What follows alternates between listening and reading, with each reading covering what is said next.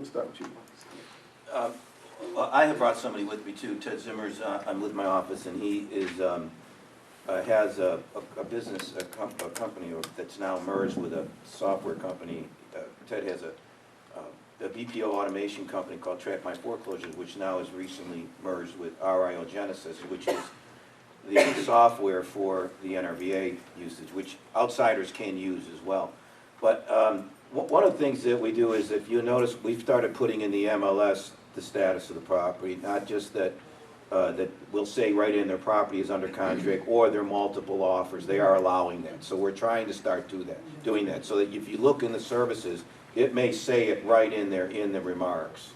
And that some people are using responses on their emails that, okay, and which is another, not a bad idea, you know, that did you receive it? Okay, we click yes, you get an answer back, you know that we did. We try and answer back as well. Using the software that we have now, it's allowing you to go on there, place your offer, and track the offer.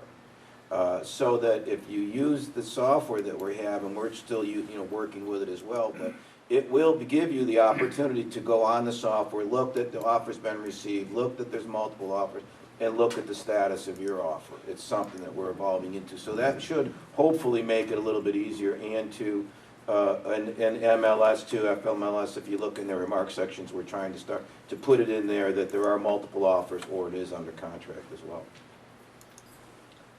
Terry, you want to come in? Well, again, it's communication. Because when we put in a property and we say it's multiple offers on the property, and first of all, I want to say is that I try not to work with multiple offers at all. The clients that I work with don't require me to wait until I get X number of offers before I can submit. So if I get an offer, if that offer comes in, and if that package is complete, that's the issue. You may send in an offer, but until I have a complete package, I cannot submit it to the seller. So while you are in the process of putting the package together, another offer comes in, and now we're in a multiple offer situation. So once we're in a multiple offer situation, we have to follow the rules. We are checked just like the government checks the client checks us. And we have forms and procedures that we have to follow, so that if we are ever called to the carpet, we have to show where we did move forward with multiple offers. We'll give you a time to present your offer, and even then, when we ask for that, sometimes they don't come back within the deadline. If we don't get them back within the deadline, we'll submit the offer that you sent. But there are still people, when you tell them, I have multiple offers, and they'll still say, well, can I submit my offer? Can you? As far as I'm concerned, yes, you can, as long as you understand this is highest and best. You send it in, and we submit the offer. And as soon as we get an answer back from the client, we will send it to the person. Okay. Sherry, Mike, I want you to expound on this. Please share with this group exactly what this multiple offer thing is from the client side. Okay, so, multiple offers are hard. From the client side, once they receive an offer from more than one party, the game becomes to treat everybody as equally on a level playing field as possible. And the way that most of them handle that is through a best and highest notification. Okay, so you have until tomorrow at 3 o'clock to submit your best and highest. The why that you were just asking, in my opinion, because I'm a real estate agent, and we are terrible at this. We are. Read and follow the instructions. It's the answer to almost everything. And because we've been licensed for so long and we've sold so many homes, we just think we inherently know how to do this. And when we don't read and follow the instructions, then we put ourselves and our home buyer at a disadvantage to the person who does read and follow the instructions. So if you were to make an offer on a Southern REO property and you actually read and then did the near impossible, which was follow the instructions, you would submit your offer electronically via our website, and guess what would happen? You'd get an email back immediately acknowledging that we've received your offer and telling you approximately when you would receive a response. And isn't that what everybody wants? Okay, then why don't you get it? Because 60% of the offers we receive, they don't submit their offer that way. They submit their offer any way they want to. They fax it into us, they email it into us, they drop it off at our office. They didn't read and follow the instructions. If they had, they would have gotten everything that they want. That's my why. Now, this is very interesting. When an agent becomes a listing broker, many of you all may not be aware of this. As your business grows, you have to evolve a system. The client doesn't necessarily give you the system. The system that you have is that Marcus shared is a system that he developed to manage his business. Same for you. These systems don't belong to our clients. They're systems that a listing broker has to evolve to improve customer service, if you will, and to improve efficiency. So let's be clear. Multiple offers, which is a very, which is the standard doing business almost. There is accountability on the part of the listing broker. His client holds him accountable for, number one, notifying them that more than one offer has been received. And then number two, documenting that you have been notified. That's why you receive a multiple offer acknowledgement that must be signed and sent back to them.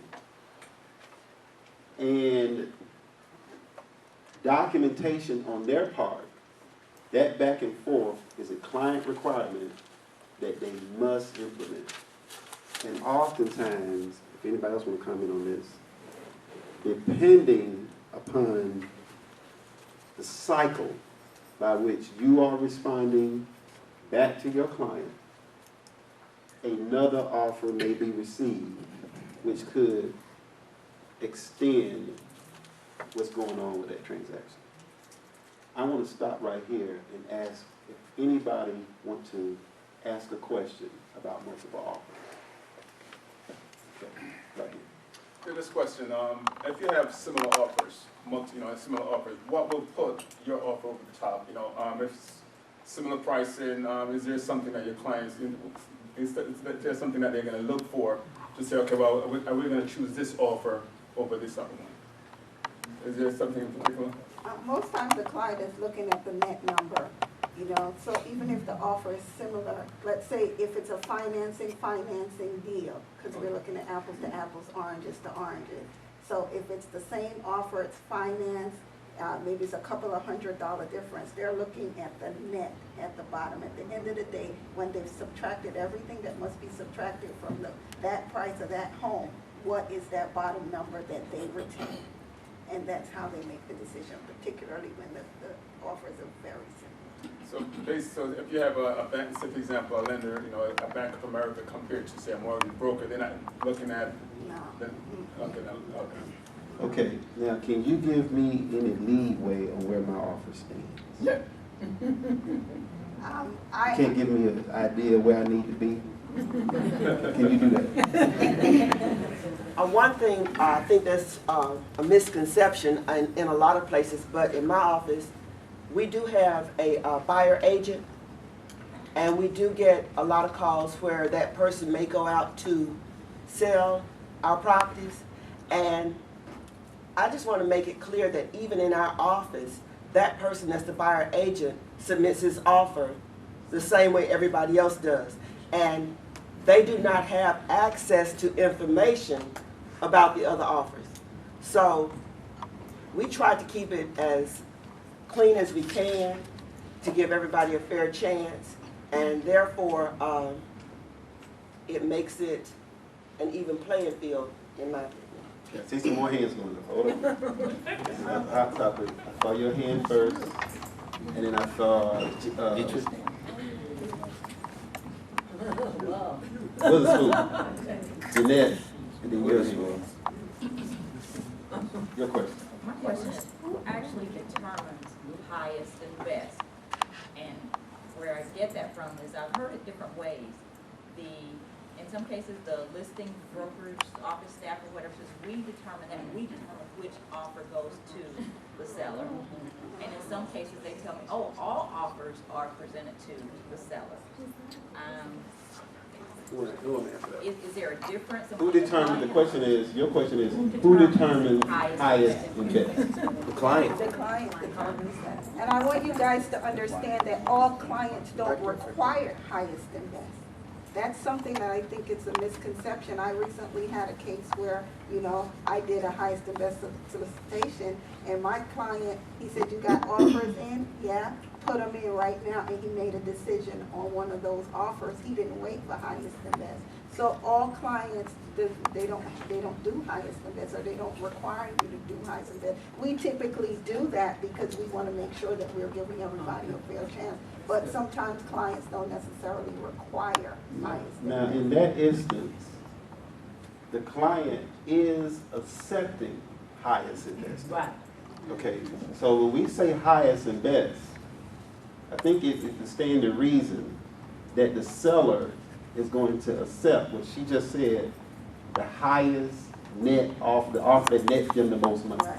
And they consider that to be highest and best. Right. Okay, so that's, don't get confused with that. We're using terms highest and best, but the goal of the seller is to accept the highest net offer to them. Yeah, Okay. I understand that part. Okay. So the agent is not determining that I want to see highest and best. The client wants highest and best. Agent said,